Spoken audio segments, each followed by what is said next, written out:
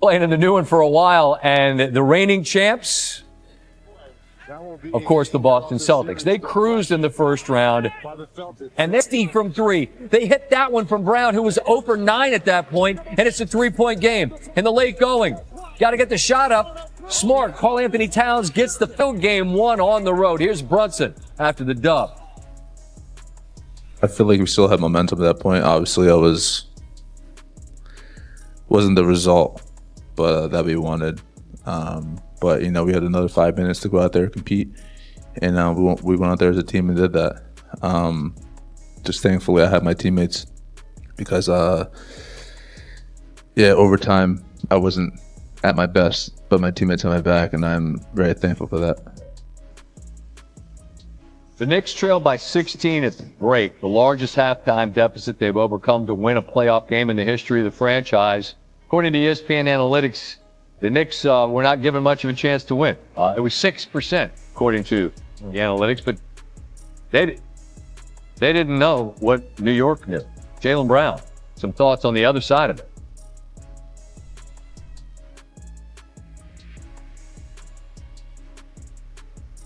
Emily. That looks like Emily. Yeah, you take a look at it and you learn what you can learn from it.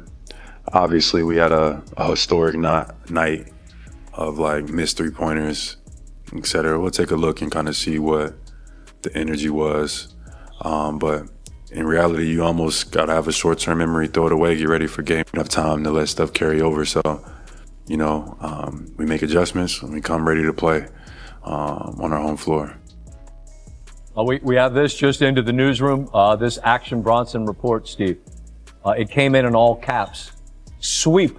I called it. I'm sticking with it. When I asked if he actually called a sweep, he responded, I feel like I have to do this in his voice.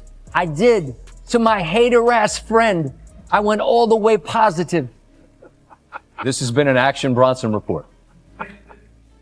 All right, Kendrick Perkins joins me now. That's real. That's a real thing. You got to check in with the community, Perkins. You got to check in with the community, and I got to check in with you on this. Look, man, there's a lot here, and it starts with the fight. It starts with the fight of the Knicks. They could have tapped out. They didn't do that. What most impressed you about how New York won?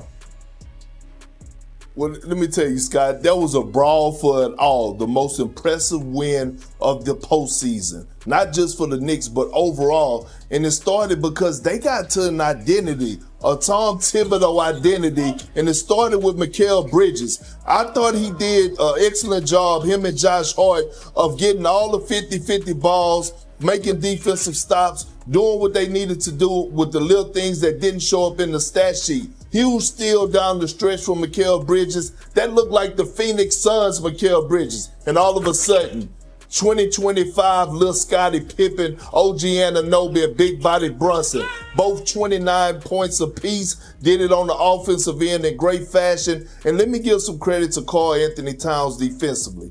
Tom Thibodeau finally challenged him to guard one-on-one, and he switched all pick and rolls. It didn't work out good for him in the first half. He got in foul trouble, but he stuck with him. He trusted him. Second half, Karl Anthony Towns slid those puppies and did a hell of a job staying on the floor and anchoring that defense as a center. Yeah, I believe you tweeted about they were guarding like hyenas, man. It was about want to. The effort on that side of the ball was spectacular. And yet, Perk, this Boston team that are champs for a reason and are big favorites for a reason, they took 63s in this game, man. They went 15 of 60. I get that's part of the identity, a big part. But isn't that too many threes? What do you make of that?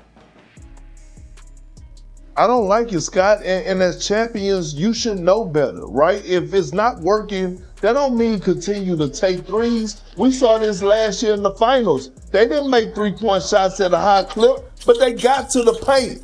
Tonight, Derek White, Jason Tatum, and Jalen Brown combined 10 for 41 from the three-point line. At what point do you think about putting your head down and getting to the basket? I mean, damn. The Knicks were good defense. They were great defensively, but Jason Tatum is too elite of a scorer to settle the way that he was settling. And Scott, I played with a lot of Hall of Famers. One Hall of Famer comes to mind because he wore a Boston Celtic jersey and that's Paul Pierce. When Paul Pierce didn't have it going for his shooting from the outside, he did a hell of a job of getting to the free throw line. That's what Jason Tatum got to do, especially when that three-point shot is not falling. Perk, Cleveland and Boston this year have separated, right? A lot of folks, myself included, you kind of draw a line underneath them and say it's probably one or the other that's going to get out of the East and play for a championship, in part because New York didn't have a win against either one during the regular season, right? But now, on their home floor, both Cleveland to Indiana and now Boston to New York has dropped the first game of a playoff series. Doesn't mean they're going to lose it. What does it mean? What does it say to you that these two road teams have taken game one? Well, it means that both of these series are going 7 games. I picked both of these series to go 7 games. But when you think about the Celtics, I said this morning, they're vulnerable, Scott. They're dealing with injuries. When it comes to Kristaps Porzingis, he hasn't looked right the entire postseason. He went out with an illness. Drew Holiday is battling some type of injury. Jalen Brown, we know he's battling an injury with his knee. Tatum with the wrist. And right now is a golden opportunity for the Knicks to capitalize on this moment. But then when you look at the Pacers and the Cleveland Cavaliers, I'm looking at it, no Darius Garland. But we forget that the Indiana Pacers went to the Eastern Conference Finals last year. All their rotation guys know how to play playoff basketball. They play agenda-free basketball offensively. They scramble, they get physical defensively, and they came out with a major win. And I got to give credit to Tyrese Halliburton. His leadership, professionalism, the way that he led, setting the table, picking and choosing his spots of when to score and when to let others cook was a beautiful thing to see. I mean, they've gotten everyone's attention, most notably Cleveland and Boston. They've announced their presence with authority. We look forward to watching the games and visiting with you as we continue on. Perk, thank you as always. Appreciate you, legend. What's your favorite team? Comment below, and if you liked the video, please leave a like. This really helps the channel grow and brings you even more content. Oh, and if you're not subscribed yet, what are you waiting for? Click the subscribe button and activate the bell to receive all notifications. With each game, we notice that the NBA is getting more competitive every day, and all the teams are looking for reinforcements to win the championship.